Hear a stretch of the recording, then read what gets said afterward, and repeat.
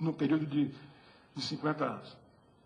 Volto a dizer, a gente tem que pensar que também no caso indiano, a área de defesa é uma área muito importante, né? 30 e poucos % dos gastos em P&D público, e o setor público continua sendo o maior responsável por gasto de P&D ainda hoje em dia naquele país, né?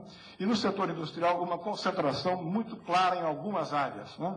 Farmacêutica, na área de material de transporte, é por isso que tem o caso Tata, e na área de defesa, química, etc. O que, de uma certa maneira, explica um certo padrão de especialização da Índia, onde a parte, essa questão de software, que é muito mais conhecida, né, a gente tem uma especialização em produtos de baixa tecnologia do ponto de vista de exportação. É um caso muito peculiar. Tá? É interessante que até hoje os gastos em P&D da Índia não se alteram enquanto valor relativo à intensidade do PIB. Ele se mantém constante. Tá?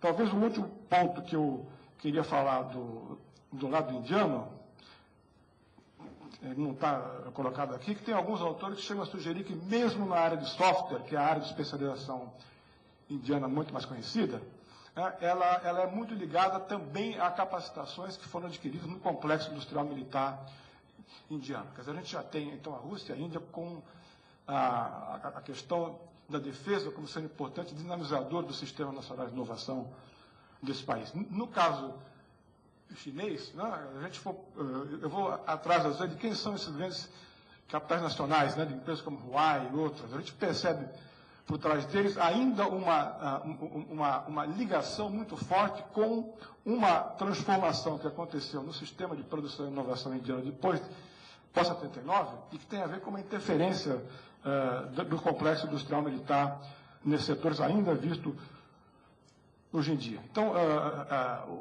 o ponto especial é que há um papel específico, né, trazido nas reformas de Deng Xiaoping a partir de 79, além daquele que eu mencionei no início, que tem a ver com a estrutura produtiva e de inovação chinesa hoje em dia. Quer dizer, o papel que o complexo industrial militar teve nessa transformação que a China teve dos anos 80 até hoje em dia. Quer dizer, por exemplo, segundo dados do Departamento de Defesa norte-americano, até 1997, 70% das minivans, 20% de câmera fotográfica e 2/3 de motocicleta ainda eram origem fábricas de propriedade militar. Isso em 97.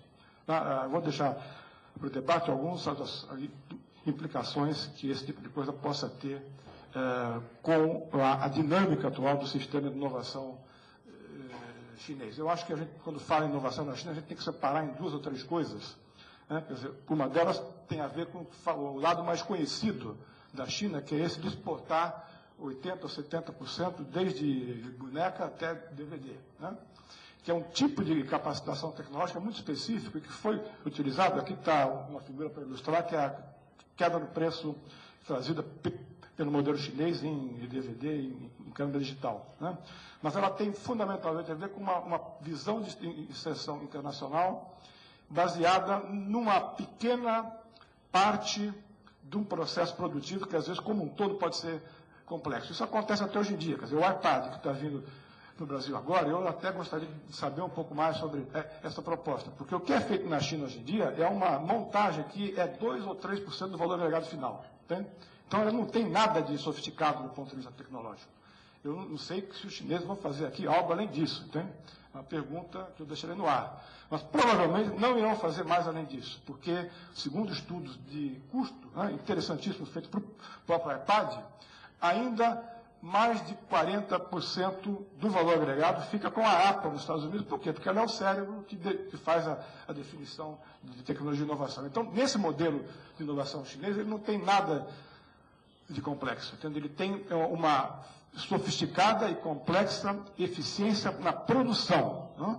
E para isso ele tem usado a tecnologia e inovação de uma forma muito complexa, mas nada além disso. Tá? Agora você tem um segundo modelo de inovação, que é ligado ao que eu chamo de terceiro, que é o fato de que você tem grandes empresas locais, essas sim, passando por processo de transformação, e que se associam ou não, e às vezes compram até empresas transnacionais que entram naquele país e que sempre são, se for para o mercado interno, são obrigados a se associarem com o capital local. No caso da Embraer é muito conhecido, eu não vou nem precisar entrar em detalhe muito com relação a isso. Mas, junto com esse modelo, e é aí que o modelo é interessante, você tem uma série de outros mecanismos de capacitação interna que são muito interessantes, que passam por uma série de programas públicos que a gente não vai ter tempo de discutir, entende? Talvez a coisa mais interessante nesse aspecto tem a ver com o fato de que as universidades são as donas de uma maior parte das pequenas empresas de base tecnológica, né? Aqui eu tenho um gráfico tanto da Tsinghua University, que é, como a gente sabe, a segunda, uma das maiores universidades daquele país, né? Como do sistema universitário como um todo. Quer dizer, é simplesmente a renda, o produto de 94 até 2000, nessa parte do gráfico, né? E no outro de 2003 a 2008, das empresas high-tech das universidades, né? Quer dizer, cresce de uma forma exponencial, e você tem que tanto a Chinese Academy of Sciences e as universidades são proprietárias, de fato, da maior parte dessas pequenas empresas de base tecnológica, né? E a grande empresa, talvez na área de computação, que é Lenovo, a Chinese Academy of Sciences tem 27% das suas ações, e a Chinese Academy of Sciences tem 12 empresas com ações na Bolsa. Quem dera que a nossa Academia Brasileira de Ciências, aqui com o seu presidente, pudesse ter também essa robustez. Assim, né? Enfim, esse é um modelo extremamente complexo, de intervenção maciça do ponto de vista público, né? E que não acaba, volto a dizer, eu não consigo ter ainda hoje em dia acesso a um dado que me explique o que são essas grandes empresas privadas chinesas. Alguns trabalhos que eu peguei nos Estados Unidos, alguns feitos pelo Departamento de Defesa, insinuam que uma boa parte delas, inclusive a Huawei, né, que é uma das mais conhecidas, tem uma ligação direta com o Exército Popular Chinês ainda hoje em dia. Né? A mesma coisa tem a ver com relação ao venture capital, né? Onde você tem uma boa parte, a grande maioria dessas empresas, talvez seja o único país, fora os Estados Unidos e Israel, onde o venture capital deu certo. Né? Ele deu certo ali, por quê? A gente pega esses dados aí do fundo de venture capital para 2004. 35% desses fundos são das corporações chinesas, Huawei e outras, tá? Que são chamadas corporações, não são chamadas estatais, mas têm uma ligação forte com o Estado. 22% são das empresas estatais, reconhecidas estatais. O governo em si tem 17%. Né? As empresas internacionais 17%, o setor financeiro 6%, e outros, né, que são esses fundos que a gente discute aí, são 3% apenas. Tá? Então, o que para nós é 100%, para eles são 3%. Dá uma outra dinâmica do que seria uma indústria de venture capital. Tá? As universidades, por incrível que pareça, tem a ver com o que é o conceito de pesquisa básica, elas têm gastado até hoje em dia muito pouco com pesquisa básica, como a gente sabe. Né? Tem alguns dados, não vale a pena a gente discutir muito isso. O importante é que há sinais de uma mudança nessa estratégia. Né? E talvez a área que isso aconteça mais seja a área de nanotecnologia, não por acaso. Tá? A gente já falou em nano para a Rússia, está falando em nano outra vez para a China. Tá? O terceiro modelo de inovação indiano, ou chinês, que eu gostaria de levantar a hipótese com vocês, é um pouco ligado ao modelo 2, é a ênfase dada nos últimos anos ao mercado interno como promotor da inovação. Né?